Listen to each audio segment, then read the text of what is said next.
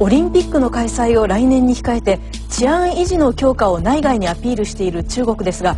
その陰で政府に反対する人たちをテロリストとして弾圧しているという指摘があります。今夜の特集は、かつて中国で巨万の富を築きながらある一言をきっかけにテロリストのレッテルを貼られた女性が主人公です。彼女が見た今中国で起きていることとは。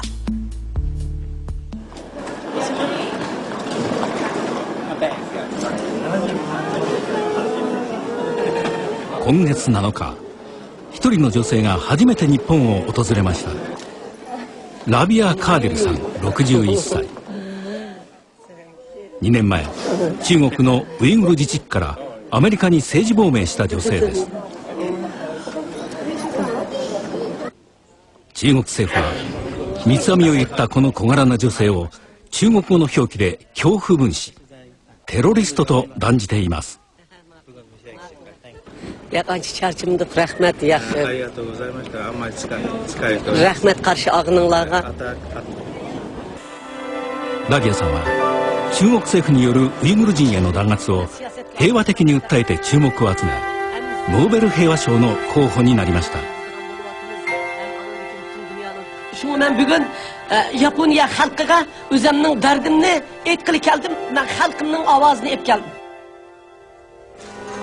今回の来日でラビアさんは、政府に批判的なウイグル人たちがテロリストのレッテルを貼られ、今年だけで5000人以上が逮捕されるなど、弾圧の実態を伝えたいと言います。中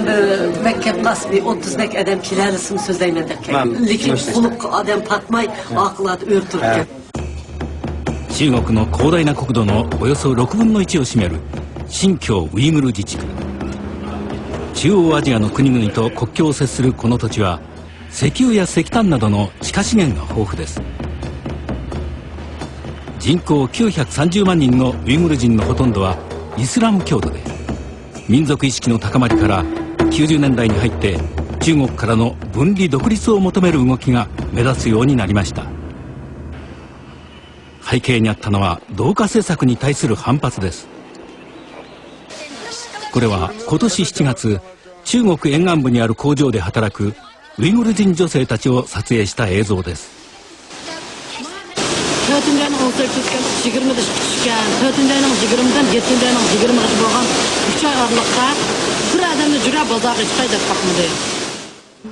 中国政府はウイグル人女性を10万人単位で移住させ、過酷な条件で働かせているといいます。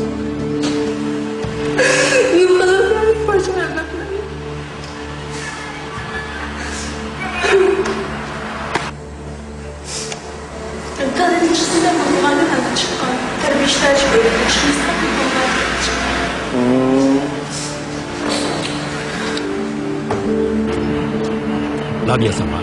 こうした女性が自治区の外で定住し、中国人男性との結婚が増えればさらに同化が進むだろうと言います。経済力をつければウイグルの貧困を何とかできると信じていました。ラビアさんは70年代後半にクリーニング店を始めて成功しました。公務員の1ヶ月分の給料に近い金額を1日で稼ぎ出したといいます。やがて不動産業に乗り出し、まだ珍しかった百貨店を経営する頃には中国に10人いる大富豪の一人に数えられるようになりました。この頃、地方の有力政治家でもあったラビアさんは、当時中国共産党の指導部を信じていたといいます。ウイグル人の扱いがひどいのは自治区にいる中国人のせいであって、北京にいる指導部に事実が伝わればきっと状況は良くなると信じていました。一向に事態が変わらない中、ある時ラビアさんは大胆な行動に出ます。1997年、北京の人民大会堂で当時の江沢民国家主席や今の胡錦涛国家主席らを前にウイグルの人権問題について突然演説を始めたのです。当時の李鵬首相がいました。私は演説の後、指導部に向かって信じていますよと言ったんです。李鵬首相はにっこり笑いました。江沢民主席は、中国共産党はあなたを信頼しますから、あなたも共産党を尊重しなさいと言いました。しかし、この演説から1ヶ月後、ラビアさんは全ての役職を解かれました。さらにその2年後、アメリカに住む夫に独立運動に関する新聞記事を郵送したとして逮捕され、6年の獄中生活を送るのです。莫大な資産を持ち、大きな影響力を持つようになった私がウイグルの指導者になるのを中国政府は恐れたのでしょう。2年前、アメリカに政治亡命した後、ラビアさんは世界中を駆け回り、ウイグルの実情を訴えてきました。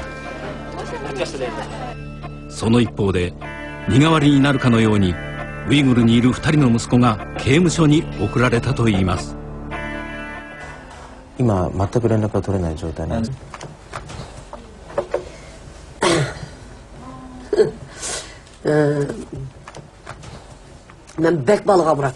私は子供を愛する母親であります。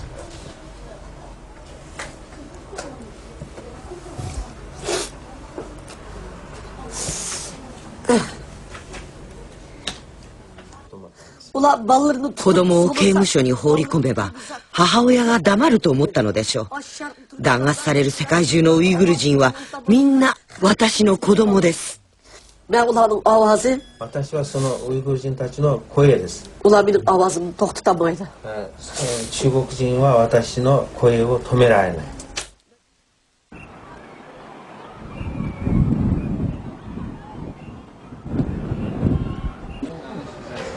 ラビアさんは今回1ヶ月にわたって北海道から山口まで8つの都市で講演を行い、ウイグルの現状を伝えてきました。話を聞いてくれるならと、地方都市で行われた30人ほどの集まりにも足を運びました。そんな旅の途中、悲しい知らせが舞い込みます。ウイグル人の青年3人が処刑されたのです。罪状は国家の分裂を企てた罪でした。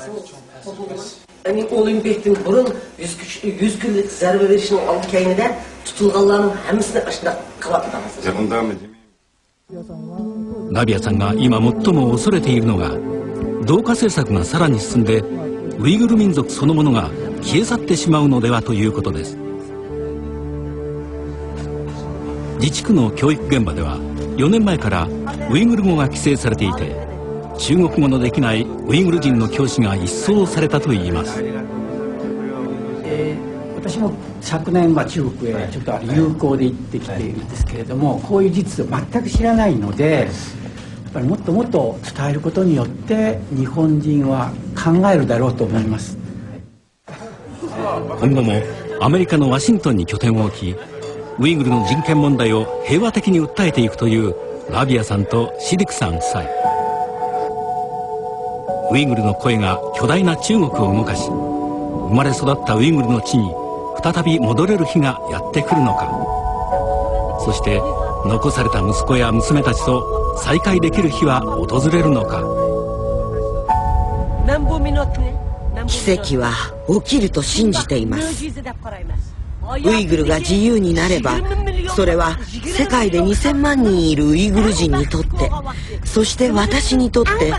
一番幸せな瞬間です。